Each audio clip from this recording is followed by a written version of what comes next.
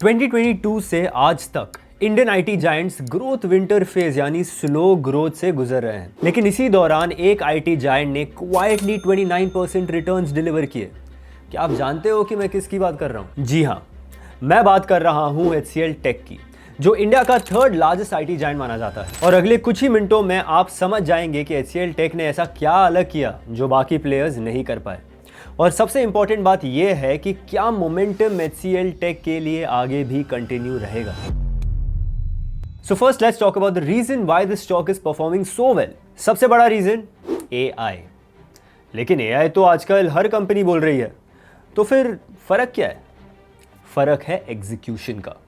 जब बाकी कंपनी जेन AI पर सिर्फ पावर पॉइंट डेक्स बना रही थी, HCL टेक ने यूके की एक माइनिंग कंपनी के साथ डील साइन कर ली to deploy physical AI in their mines. और ये सिर्फ एक एग्जाम्पल है। HCL टेक ने AI को बज़वर्ड नहीं, रेवेन्यू स्ट्रीम बना दिया है। इसी एक चीज ने उन्हें IT पैक में सबसे आगे लाकर खड़ा कर दिया। अब यही से कहानी इंटरेस्टिंग होती है। HCL टेक के रीसेंट आउट परफॉर्मेंस को समझने के लिए सिर्फ AI का नाम लेना काफी नहीं है। जरूरी ये देखना है कि कंपनी का बिजनेस मॉडल क्या है और रेवेन्यू का स्ट्रक्चर AI के साथ कैसे नेचुरली अलाइन होता है। HCL टेक के 3 मेन बिजनेस सेगमेंट्स हैं।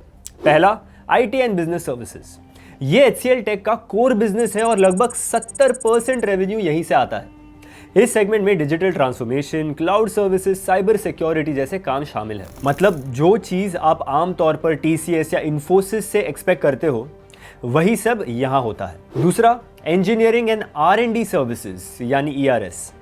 ये HCL टेक का रियल सीक्रेट वेपन है। यहाँ कंपनी सिर्फ सॉफ्टवेयर सर्विसेज तक लिमिटेड नहीं रहती, बल्कि एक्चुअल प्रोडक्ट्स की इंजीनियरिंग और डिजाइन में क्लाइंट्स की मदद करती है। चिप डिजाइन से लेकर फैक्ट्री ऑटोमेशन तक का काम यही होता है। रेवेन्यू का हिस्सा सिर्फ 16% है, लेकिन मार्जिन सबसे ज्यादा इसी सेगमेंट में है और यही से HCL टेक की फिजिकल AI वाली स्ट्रेंथ सामने आती है। तीसरा, सॉफ्टवेयर। ये कंपनी का अपना सॉफ्टवेयर प्रोडक्ट्स बिजनेस है। इस सेगमेंट से रिकरिंग रेवेन्यू जनरेट होता है। एक बार सॉफ्टवेयर बेच दिया और फिर सालों तक लाइसेंस और मेंटेनेंस फीस आती रहती है। अगर कंपनी का असली मोट देखा जाए तो वो ERS बिजनेस ही है। कंपनी के DNA में इंजीनियरिंग बसी हुई है, सिर्फ कोडिंग नहीं।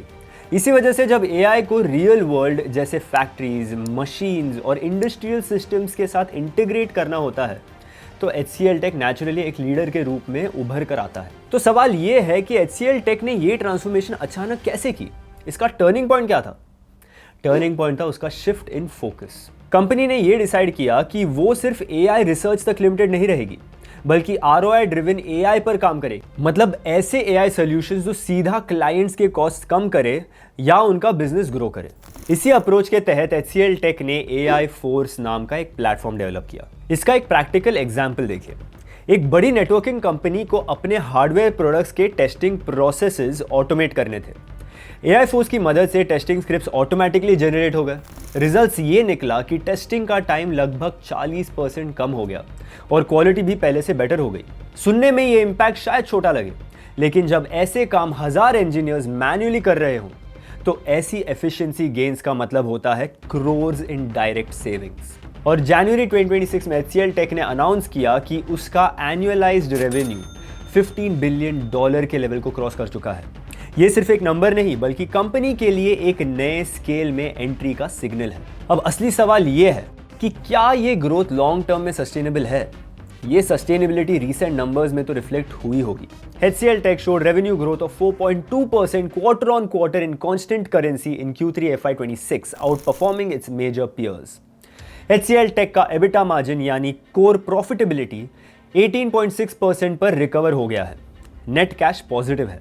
लेकिन एक नंबर है जो सबसे अलग है।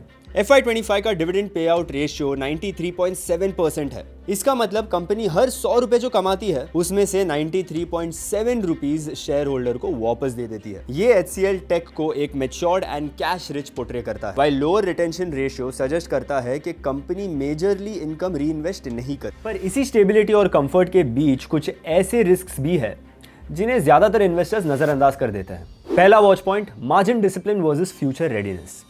HCL टेक ने हाल ही में जॉब कट्स किए हैं और फ्रेशर हायरिंग को लगभग 45% तक कम किया है। इससे यह सिग्नल मिलता है कि मैनेजमेंट मार्जिन्स को प्रोटेक्ट करने के लिए प्रोएक्टिवली कॉस्ट डिसिप्लिन फॉलो कर रही है। आज के कॉन्टेक्स्ट में ये एक स्ट्रैटेजी है, रिस्क नहीं। लेकिन ये चीज ट्रैक करनी जरूरी है, क्योंकि अगर cost control future talent, investment और एग्जीक्यूशन कैपेबिलिटी पर भारी पड़ने लगे तो आगे जाकर ग्रोथ सस्टेन करना चैलेंज बन सकता है। दूसरा रिस्क, प्रीमियम वैल्यूएशन।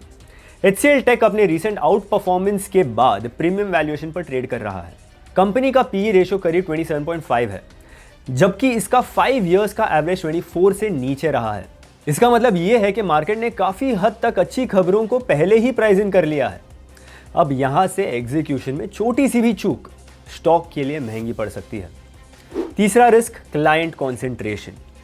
HCL का लगभग 64% बिजनेस सिर्फ नॉर्थ अमेरिका से आता है। अगर यूएस इकोनॉमी में कोई बड़ी स्लोडाउन या डिसरप्शन आती है तो उसका डायरेक्ट और डिसप्रपोर्शनेट इंपैक्ट HCL टेक के ग्रोथ और डील पाइपलाइन पर पड़ सकता है। तो हमने शुरू किया था एक सिंपल सवाल से, HCL टेक ने ऐसा क्या किया जो बाकी IT कंपनीज नहीं कर पाई? जवाब अब काफी क्लियर है।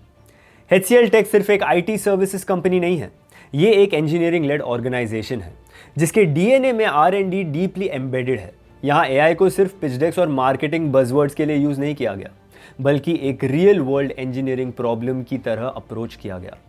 फिजिकल AI पर लगाया गया बेट कोई एक्सपेरिमेंट नहीं था, वो एक डिलिबरेट लॉन्ग टर्म स्ट्रैटेजी थी जो अब रिजल्ट्स डिलीवर कर रही है। HCL ने यह दिखा दिया कि सही फोकस और डिसिप्लिन्ड एग्जीक्यूशन के साथ आप सिर्फ सर्वाइव ही नहीं करते, बल्कि मार्केट से आगे निकल सकते हो। इसीलिए HCL टेक की स्टोरी AI की नहीं, एग्जीक्यूशन की स्टोरी है। और हिस्ट्री बताती है कि लॉन्ग टर्म में विनर्स वही होते हैं जो इनोवेशन से ज्यादा एग्जीक्यूशन को इंपॉर्टेंस देते हैं। See you in the next video. Investment in securities market are subject to market risks. Read all the related documents carefully before investing.